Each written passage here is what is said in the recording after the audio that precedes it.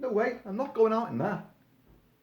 I don't care if it's bank holiday, it's pissing down. It's freezing cold, it's pissing down. I know the pubs are open. Got plenty of this here. Hey folks, Kilt-Man here, Kilt-Man.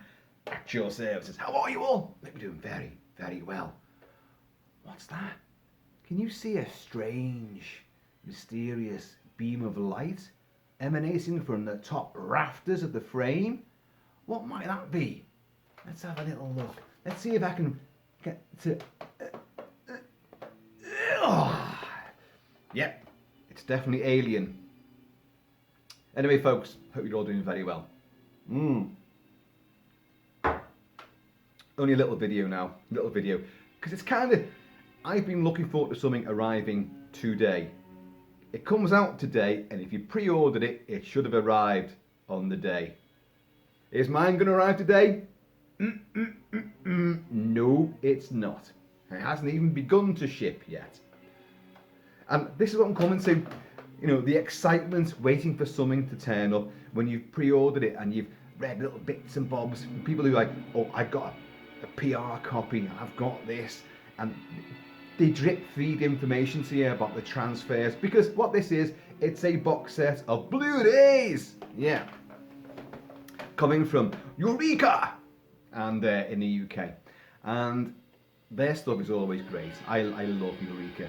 And this box set contains 6 movies that I've already got. 4 of them are on that DVD American box set right there. And the other 2 I've already got on separate releases anyway. So why is it so special? Well, these are films, and again, this is what I'm coming to. It is the bizarre quirk, the nostalgic quirk of all this, is that these are films from the 1930s, 40s and 50s. It's the Boris Karloff at Columbia box set from Eureka. 6 movies, which are The Black Room, The Man They Could Not Hang, The Man with 9 Lives, Before I Hang, The Devil Commands, and The Boogeyman Will Get You. Now, they're all great movies, but they're not as good as the Universal run that Karloff made, but they are great in their own right. Now, even though these are films that I've seen, what's that word? Umpteen times. What does that mean? Umpteen? A lot. I have seen them a lot. And I do love, cherish and revere them.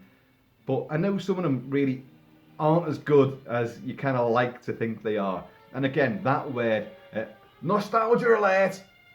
Nostalgia always seems to creep in. And when I was a kid, films like this would appear on TV. You had the horror double bills. Oh my God, I used to live for those. And late night showings of old creaky black and white vintage horror movies, usually in absolutely piss poor transfers, really wretched condition. And what I would do, I'd spend that week looking forward to what was coming. So I'd see that double bill or that movie that weekend, and you'd hear, oh, and next week we're showing blah blah blah. So I'd go and get me books, me whole horror tomes from the likes of Dennis Gifford, Alan Frank, William K. Everson, all those great epic books with loads of nostalgic. That word's going to pop up a lot, by the way. Nostalgic. It's the new iconic in my vernacular. I'd read all about them and look at all the pictures, and I couldn't wait. I'd build up all this excitement. And the excitement I felt at waiting for these old vintage black and white movies, this would be in the 70s and maybe early 80s when I was only a kid, but I was still seeing, as many of you know, I was still seeing some great X-rated movies at the flicks. Surreptitiously, of course. Just ushered in, literally ushered in, and then just sit in the dark and just keep quiet. You shouldn't be watching this, but just keep quiet. But I did. I saw many, many films that I shouldn't have seen. And it shaped the way that my life has transpired. And the sense of excitement at these films coming on TV actually equaled the sense of excitement for, let's say, Empire Strikes Back coming out, or Jaws 2 coming out. Big screen movies. I had that rush, that adrenaline rush, that must devour every bit of information I can find on these and hype the film up for myself. And I loved it, and I still do it now. And this is what I was coming to, is that with COVID, Yeah, and trust me, sadly, it does figure in this. How many films have we not had that we've been looking forward to? Oh my God, you know, I was so looking forward to No Time to Die. It's not coming out till September. When was it made? It made about 10 fucking years ago. James Bond in a wheelchair now. He's got dementia. Jesus Christ. What's going on here? Oh, and we're meant to then get really hyped up and wow, can't wait for this one. I remember doing that for Wonder Woman 84. After really looking forward to it. And then it finally came out. One of the few films that did come out last year. And I saw it at the flicks. Go and check out my review. No, don't bother. I can tell you right now, it's a pile of shit. After loving the first movie, Wonder Woman 84 was absolute wank. Complete wank. And not even a good, pleasurable wank. It was just a disastrous razor blade and barbed wire enmeshed wank. Hated it. You can probably tell. And but you spend ages looking forward to the next Daniel Craig's final outing, and then they postpone it, and you're like, oh, in the end, when it comes out, is it just going to limp out, or will it be that big celebratory moment of euphoria, a big premiere, and everyone's lying around the blocks? You know, is that how it's going to be? I don't know. I struggle to see it because I don't feel it. I don't feel that at all. The likes of Top Gun Maverick, you know, that's coming out in July, I think. No Time to Die is September. And Halloween Kills. I mean, I'm sure there's plenty of other movies which have been postponed. Well, there are, I know. But these are the ones I can think of at the moment. John Wick 4, what's happened to John Wick 4? What's going to go on with that now? Anyway. But so you got Top Gun Maverick coming out first, I think. And then you're going to have No Time to Die in September. And then October, Halloween Kills. Now, I am still hyped for Halloween Kills. I am. But nowhere near as much as I was, you know, last year when it should have come out. So, anyway. But what I'm now struggling and going off on wild tangents to discuss is that crazy feeling of excitement and anticipation. And I find it fascinating that I am more excited about getting this box set of old Boris Karloff movies. Some of his tenure at the Columbia Pictures as opposed to Universal or RKO. And I'm more excited about getting them than I am about watching these big screen movies. I don't know. Nostalgia alert. Yes, maybe that's the thing to do with it. It's the creaky, old, cozy, quaint horror tropes. The mad scientist run that he does for Columbia, Boris Karloff. And there's a bit of a Boris Karloff shrine here, you may have noticed, which I hastily threw together. They need to cover up our prehistoric cooker, which is over there. Which Mr. Kilt-Man always says, don't show the cooker in the videos. It's a fire trap. It's a hazard. It is, actually. It's been condemned twice. But then again, so have I mean, forget about the man they could not hang. Kilt-Man, the man who is too well hung. And I just made that up on spec right there.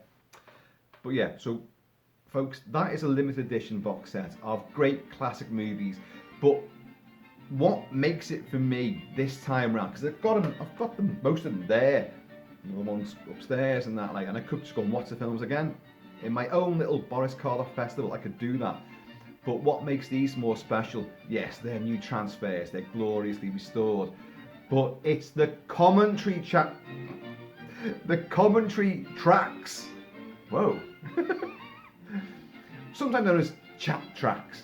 Now, regular viewers will know that I love these. I'm a big fan of commentary tracks on Blu-ray and DVD discs.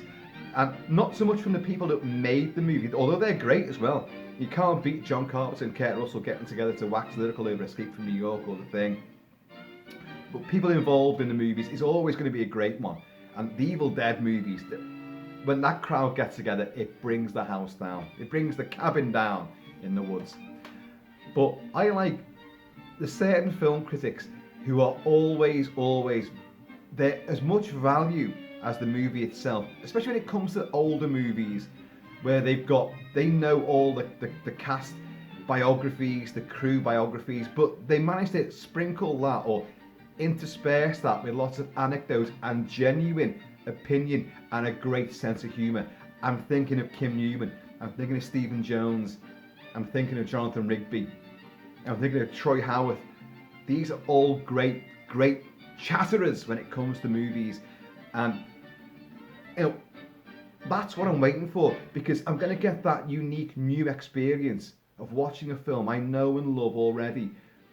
I may have some misgivings about some bits, but even the films you think like, because you know The Black Room isn't the best, I'll be honest, and others have got slight, you kind of go, oh, it's only on for like 65 minutes, and like, oh. But to hear these voices over the top of it, to bring up and celebrate even the most lousy moments of narrative structure, really celebrates it and gives it an extra bit of oomph and enthusiasm, and gives you a new sort of zest for these movies. And as I say, you know, many people know I love these comedy tracks. They also know that I want to do one. You know, one of my burning ambitions, my bucket list. So people want to fly to the moon, they want to swim with sharks, they want to climb Mount Kilimanjaro, they want to sleep with Bo Derek and Pamela Anderson at the same time. You know, whatever. Yes, I'm going to do all those things. Actually, I've done a couple of them already. Aye. But mine is to do a commentary track on a movie, a great older movie, or any fucking movie that I know about. I mean, I'd love to go to some like sort of casting couch. Right, next. Yeah, hey, I'm Kilt-Man here at your commentary chat track services. How are you all? Oh, loves the sound of his own voice, don't he? Yeah, pity no one else does. Next. But I'd love to do it. I would love to do a commentary track. So here, please, somebody. And you know, I'm not saying I won't imbibe of some of this stuff whilst doing it, but I think that adds. You look at the one for Dog Soldiers. Oh God, where the cast and crew are getting completely riotously pissed at the same time. It's glorious stuff. It adds to your enjoyment. It puts you, whether it's the cast and crew or a bunch of film critics, it puts you with them. You feel like you're sitting there.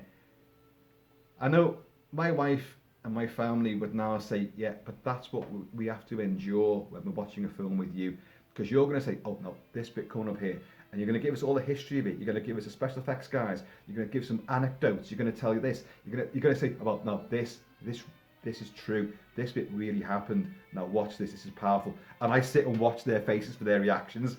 So I'm a massive pain in the ass when people sit and watch a film with me. That can be great fun as well, especially when it's an action movie, like a John Wick movie or Black Hawk Down, and I'm up and about, and I'm shooting and I'm moving, you know. I'm reenacting everything as it happens. And that's in the cinema. You! Told you before about that! Get out! And it's only Dumbo you're watching.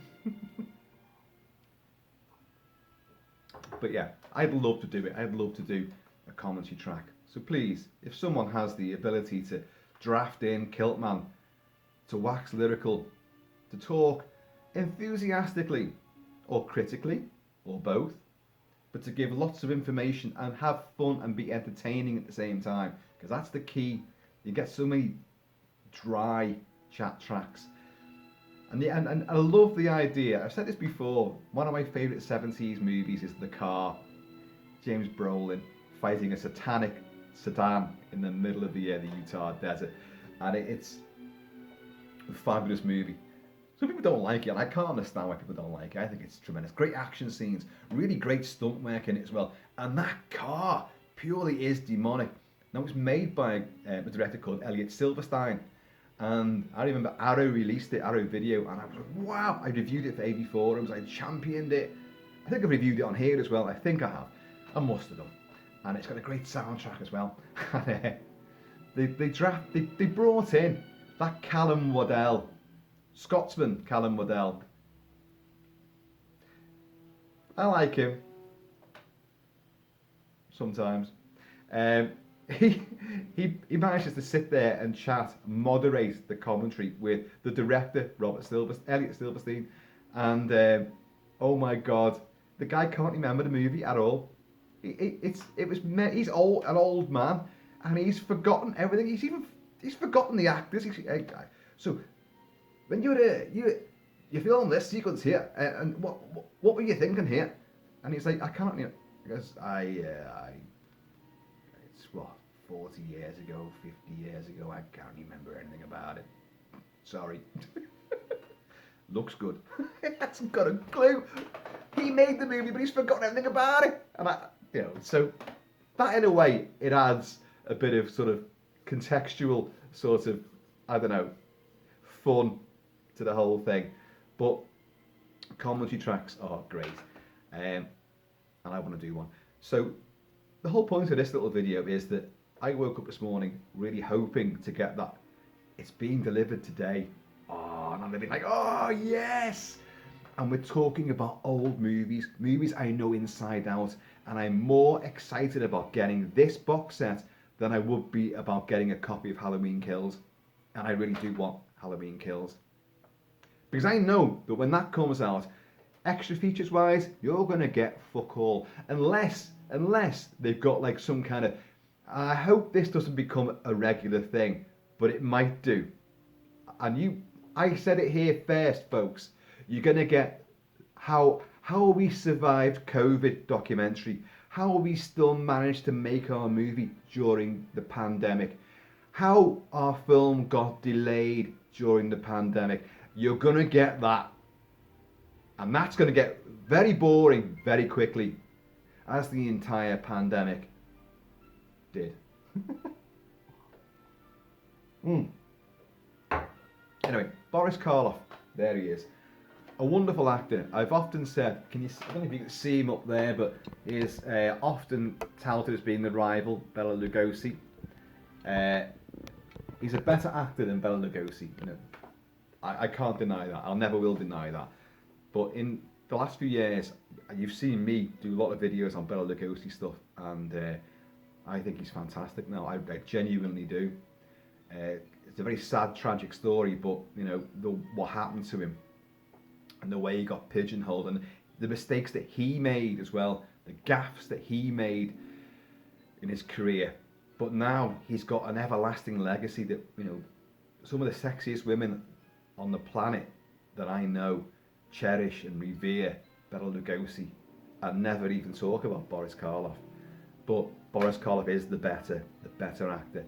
And his best performance, I think, by far, well, apart from Frankenstein and Bride of Frankenstein, which are superlative, you cannot, ever denounce those performances. They are, because they're one of a kind. Okay, there's two films, so there's two of a kind, but he built that character. But as a character actor in his own right, the Body Snatcher, oh my God, that is just fantastic. Toddy is sinister. Oh, it's suave, yeah, completely conniving and deceitful and murderous ways, and he acts alongside Bela Lugosi in that movie. They appeared a few times together, but that's a great one, and they have a fight sequence as well. But the Body Snatcher, is it Robert Wise who directed it? Robert Wise, way back. Robert Wise who did The Haunting and Star Trek the Motion Picture, believe it or not. I hope I'm right on that. I'm sure I am. And I'm playing the soundtrack to Universal's House of Frankenstein, where Boris Karloff is in that, of course. But, folks, yeah, this was just a big rambling. Look, I'm waiting for this, and it's going to come, and I'm going to discuss it when it arrives. But for those of you that, hang on a second, that enjoy the masks more than the movies, I've got a mask video for you later on as well. Because even though this box set hasn't arrived, something else did. Woo-hoo! So, yeah, prepare yourself. And if you don't like clowns... Anyway, there's a few nuggets of stuff to chew on there. bizarre alien light beams or solar flares. Boris Karloff, Lugosi, vintage horrors, horror double bills, old classic books, commentary tracks, the oft-delayed classic movies, or hopefully new classic movies that we're going to all love and embrace, finally coming out. Whiskey and a mask forthcoming. So anyway, there you go. Folks, I have been, always shall be, Kilt-Man at your services. Does anyone out there say anywho? So I mentioned that because my daughter said, you know, like one of the Who's from Whoville, because of this. In fact, it wasn't like a proper little ball, so it did look more like that. Now I've managed to like just bring it down a bit, but like a little fantail. And immediately I thought of people that go, anywho, as opposed to anyhow. Yeah, I was going to do this, but anyhow, didn't work. Anyhow, that's all right. But people who say anywho, they kind of go like, anywho. Even if you're about to be sacked from your job, they're going to go, anywho, I like your hair today. Anywho, like it lightens and cheapens everything. It makes it all effervescent.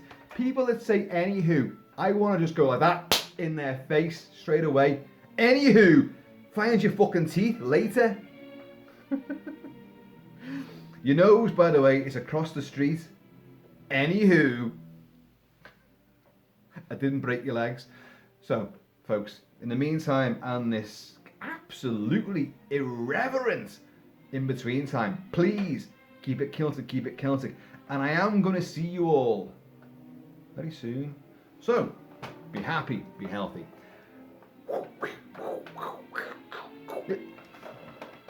Remember the South Bank show?